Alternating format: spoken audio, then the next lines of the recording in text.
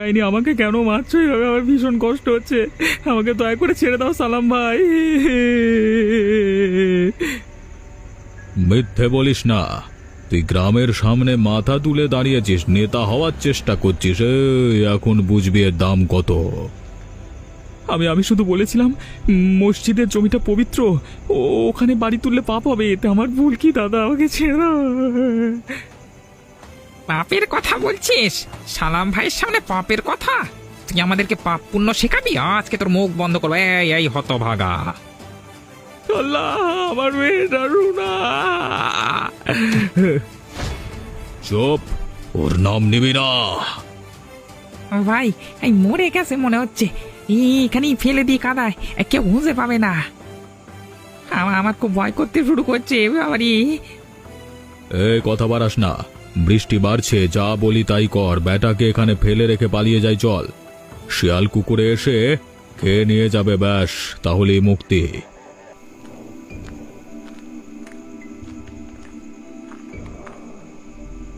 ওঠো, একটা তাজা দেহ। ওঠো। আমি সব দেখে নিয়েছি। ওই কাগজগুলো, তুমি যা করেছো সেটা আর গোপন নেই। আমার কাছে সবকিছু জলের মতো পরিষ্কার। কাগজ? কি কাগজ দেখেছো তুমি? কিসের কথা বলছো? তোমার কি মাথা ঠিক আছে? মাথা ঠিক আছে? ব্যাংকের লক্ষ লক্ষ ট্রান্সফার, তোমার নাম, যারা টাকা নিয়েছে তাদের সকল পরিচয় সব আছে। আমি আমি পুলিশে দেব। আমি আর তোমার সাথে থাকতে পারবো না, কোনো মতেই না। তুমি বুঝছো না, এটা আমার শেষ চেষ্টা। সব জানালে আমি সব হারিয়ে ফেলবো। তুমি কি আমার ক্ষতি চাও? তুমি কি এমনটা আমার সাথে করতে পারবে? তাহলে তুমি সেই সব সৎ মানুষদের কথা ভাবো যাদের তুমি ঠকিয়েছো। তুমি এই করেই এত এত টাকা কামাতে।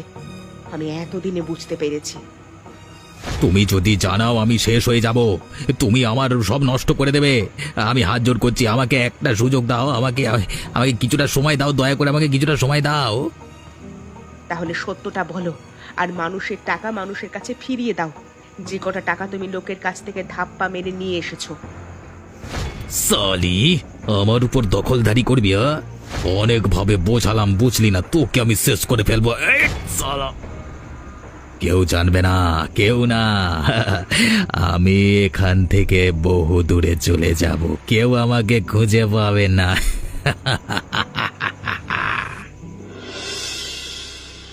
বাড়িতে কেউ আছেন? দয়া করে একটু বেরিয়ে আসবেন। কেউ বাড়িতে আছেন? কে ভাই তুমি? এইখানে এই সন্ধ্যের সময় কি করছোটা কি? চাচা, আমি শহর থেকে এসেছি। আপনি কি আমাকে এক রাত থাকতে দেবেন?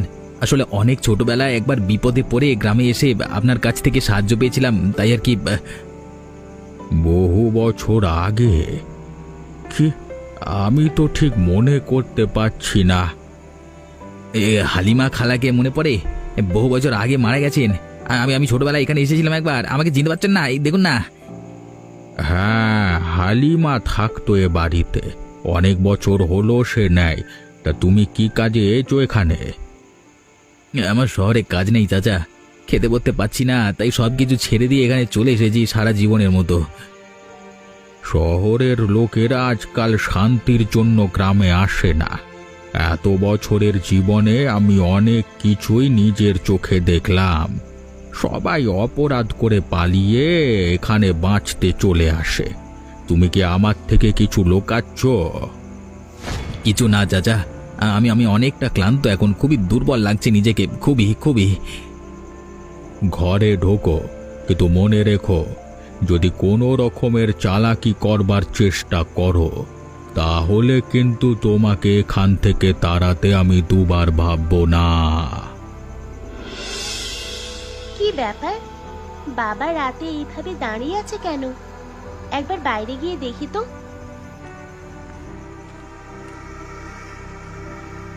বাবা, তুমি এখানে? এত রাতে কি করছো? এটা কিভাবে মরলো? তোমার হাতে রক্ত কেন বাবা? কিছু না রুনা, পাখিটা জানলার ধাক্কা খেয়ে পড়ে গেছিল, আমি তুলতে গেছিলাম। এই দেখো না, হাতে কত রক্ত লেগে গেছে, সেটাই বুঝতে পারিনি। তুমি তুমি ঠিক আছো তো বাবা? হ্যাঁ হ্যাঁ, আমি ঠিক আছি। ঘরে যাও রুনা, আমার ভালো লাগছে না। হ্যাঁ, আমিও ঘরে যাচ্ছি, ঘুমাই। বাবা এরকম করছে কেন? রক্ত হাতটা ধোবার প্রয়োজন বোধ করলো না। বাবার কি শরীর খারাপ? চোখ দুটো কেমন লাল মনে হলো, কি জানি। এই গ্রামে আমার কথা না শুনলে কার কথা শুনবে? আমি সালাম, কেউ যদি আমার কথা মতো না চলে সব কড়াকে দেখানো সালা, কেউ বাঁচতে পারবে না। রফিকার মতো এক একজনকে মেরে ফেলবো সালা। সালা কে কে ওখানে দাঁড়িয়ে? কে কে দাঁড়িয়ে আছে? হ্যাঁ হ্যাঁ, কিরে আমাকে এত জলদি তোরা ভুলে গেলি? কিন্তু আমি তো সহজে আমার কথা তোদেরকে ভুলতে দেব না। রফিক, এটা সম্ভব না। তুই তো আমরা তোকে খতম করে দিয়েছিলাম রে। তুই আবার এখানে কি করছিস? তুই কিভাবে ফিরে এলে এখানে? আমি কি ভুল দেখছি ওর বাবা? ইয়া, আমি বেঁচে আছি সালাম। তোরা দুজন ভাবলি আমাকে মেরে ফেলে দিয়ে চলে এলেই মুক্তি পেয়ে যাবি, তাই না? তোরা ভুলে যাচ্ছিস এই জগৎ তোদের ইচ্ছেতে চলে না। তোরা আমাদের শেষ করেও শেষ করতে পারিসনি। না না, তুই মানুষ না। নিশ্চয় আমি ভুল দেখছি। আজ মালটার পরিমাণ একটু বেশি হয়ে গেছে। ভূত ভূত ওর বাবা। আমি মানুষ না, কিন্তু তোর মতো পাপিও না। তোদের মতো পাপীদের, শয়তানদের শেষ করবার জন্য আমি আবার এসেছি। আমি কোথাও যাইনি। তোদের যতদিন না কবর পর্যন্ত পৌঁছাতে পারছি, কোথাও আমি যাব না। আমার কাছে আসিস না, চলে যা রফিক, দূর হয়ে যায় এখান থেকে রফিক। প্রথম ডাক হয়ে গেছে সালাম, আর মাত্র দুটো ডাক বাকি।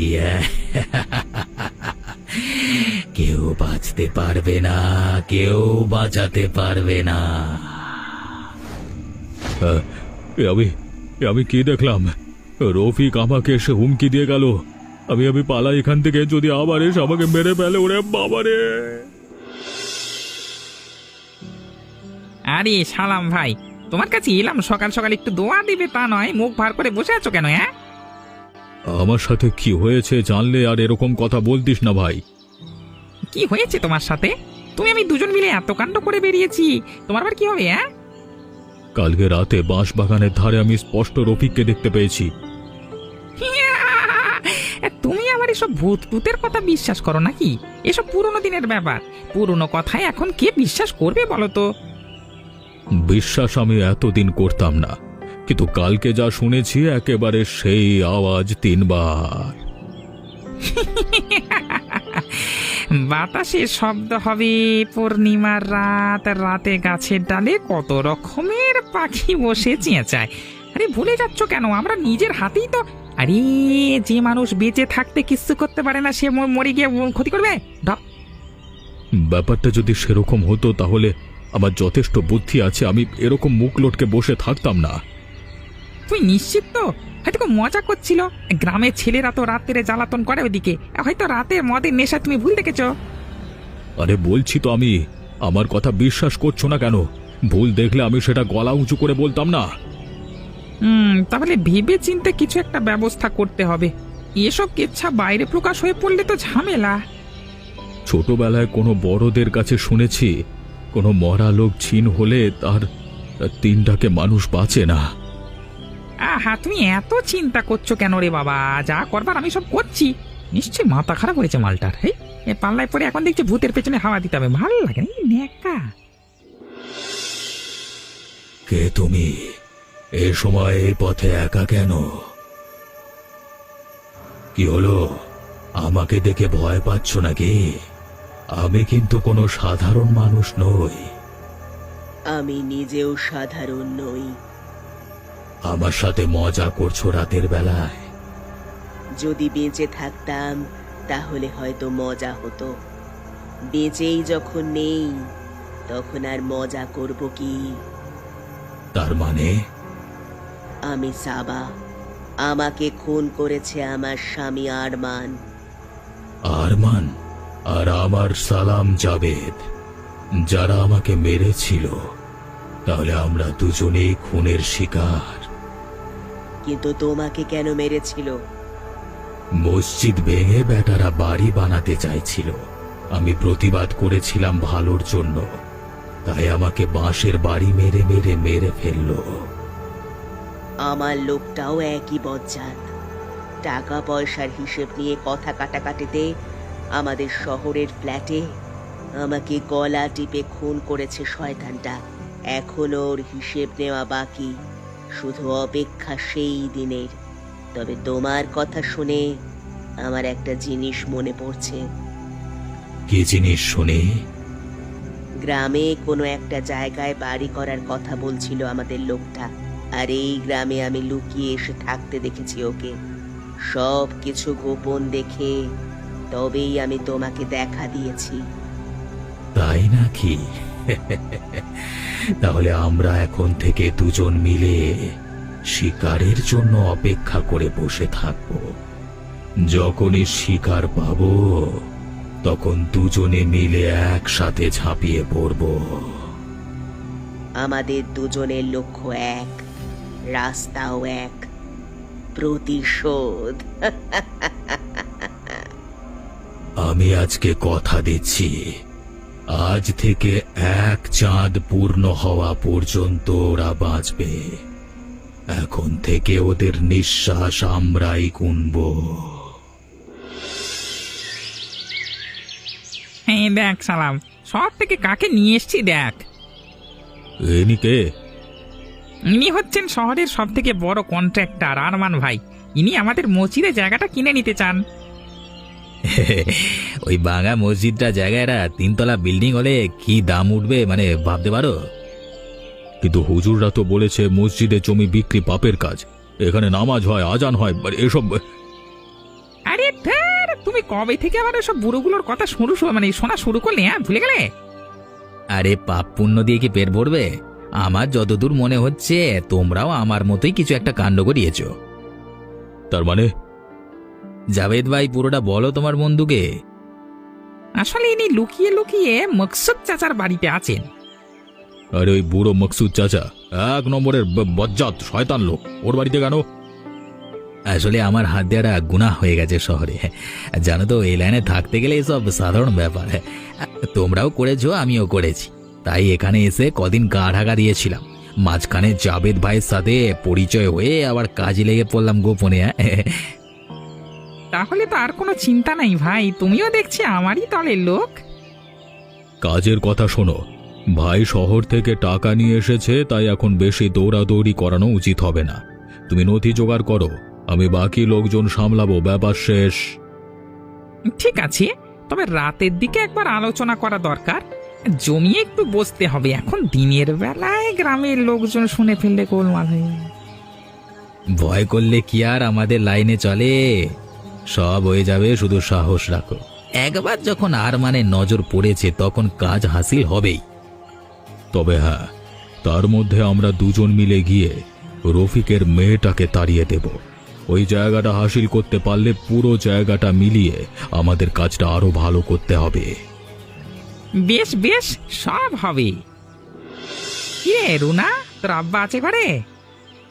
তোমরা আবার কি চাও? তোমরা আব্বুর কথা কেন জিজ্ঞেস করছো? তোর বাপের কি খবর তাই ভাবছি। আজকাল নাকি মানুষকে রাতের বেলা সে ভয় দেখাচ্ছে। সে আসলে রাতে কোথায় যায় বলতো? উনি সোজা সাপটা মানুষ, আপনাদের মতো বাঁকা লোক নয়। আপনি কেন এসব জানতে চান?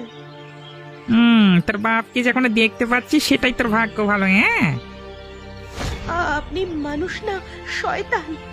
আমাদের কিসের জন্য হুমকি দিচ্ছেন? তোর বাপের গল্প আমি শুনতে চাই না। এই বাড়ি থেকে আজকে চলে যাবি।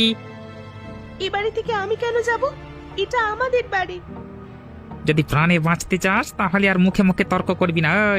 ওই মসজিদ থেকে শুরু করে এদিকের গোটা জায়গা এখন আমরা কিনে নিয়েছি, আর আমরা চাই না তোদের মতো লোকেদের এখানে রাখতে, ঠিক আছে?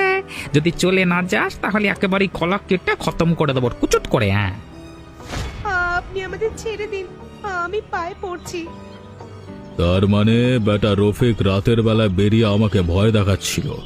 যাই হোক, সেদিনের মারের পর যে বেঁচে গেছে এটাই ওর নসিব। তবে এবারে আর বাঁচবে না। যদি এখান থেকে না যায় তাহলে মেরে তার বাপ আর বেটি দুজনকে শেষ করে দিয়ে যাব। যেটা বললাম সেটা তোর আব্বাকে বলে দিস, না হলে কিন্তু নাসিবের দুঃখ আছে। হ্যাঁ, এই চল।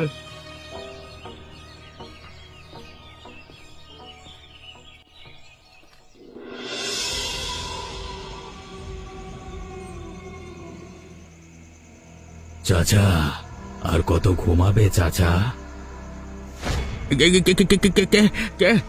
আমার ঘরের মধ্যে কে ঢুকে পড়েছো? আমাকে ভয় পাওয়ার কিছু নেই চাচা, আমি রফিক। কিন্তু তুমি আমার ঘরে ঢুকলে কি করে? এখন আর আমার কোথাও যেতে কেউ বাধা দিতে পারবে না।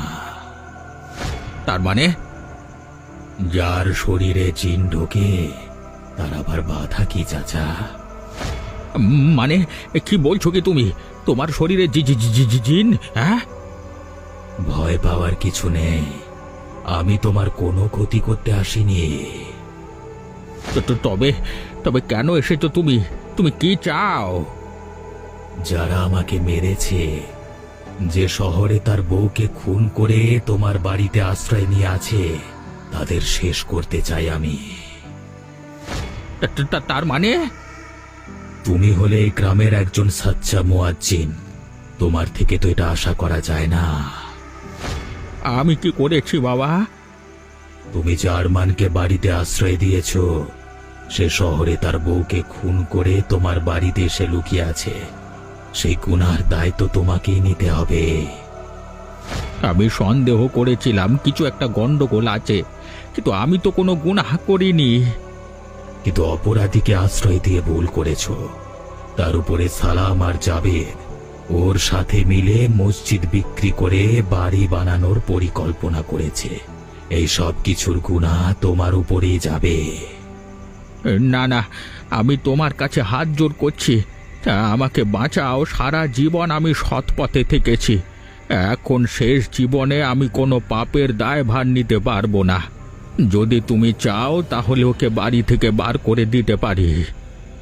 তাতে কোনো লাভ হবে না।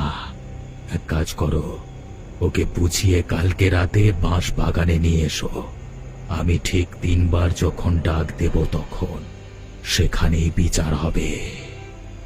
ঠিক আছে, তুমি যা বলবে তাই হবে। এখন আমাকে একটু শান্তি দাও, আমি খুব ভয়ে আছি।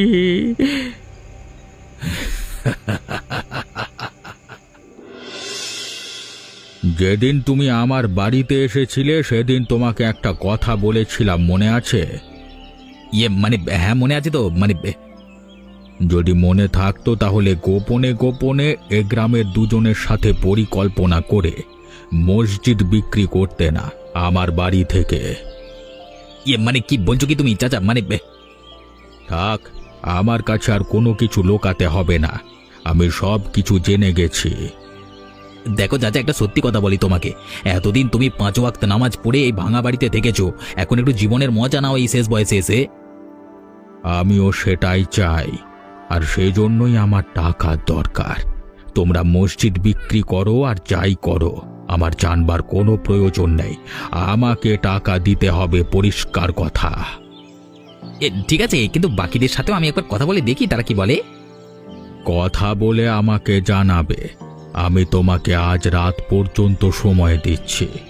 যদি আজকে রাতে বাঁশ বাগানের ধারে আমাকে উপযুক্ত পরিমাণ টাকা না দাও, তাহলে কালকে সকাল হওয়ার সঙ্গে সঙ্গে গ্রামের লোক ডেকে তোমাদেরকে খতম করিয়ে দেব।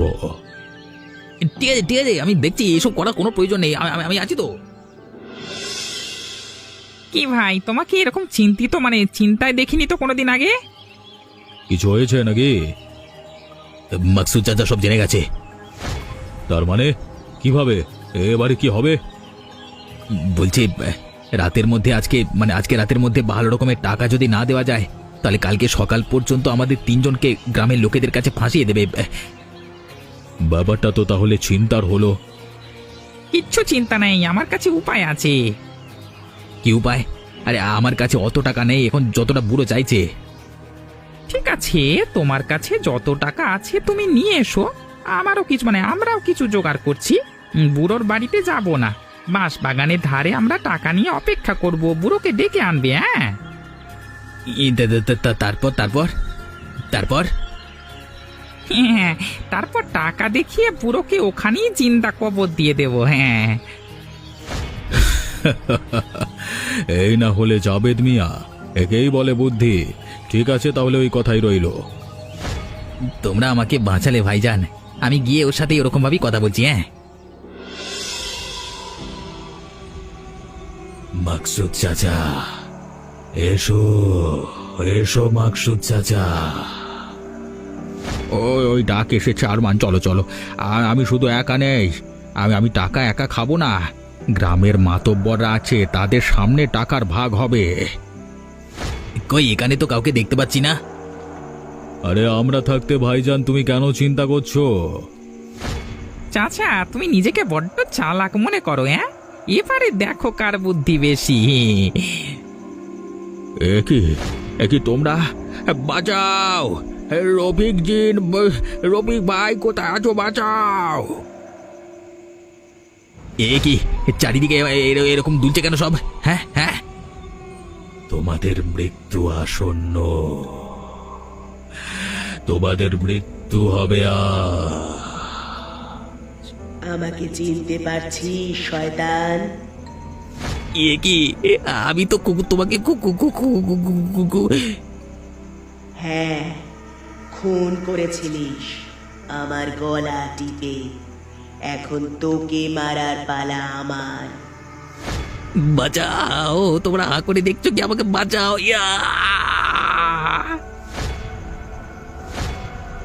রফিক, তোমার ভিতরে জিনের বাস, আমাদের ছেড়ে দাও, তুমি ছেড়ে দাও, ছেড়ে দাও। আমি মনসুর মিয়ার জিন। জমির দখল নিয়ে অনেক বছর আগে আমাকে তোমরা খুন করেছিলে।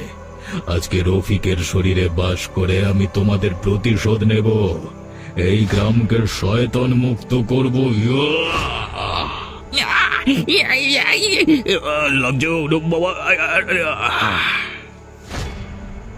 আজকে থেকে এই গ্রাম শয়তান মুক্ত হলো জিনের দিন ডাকে।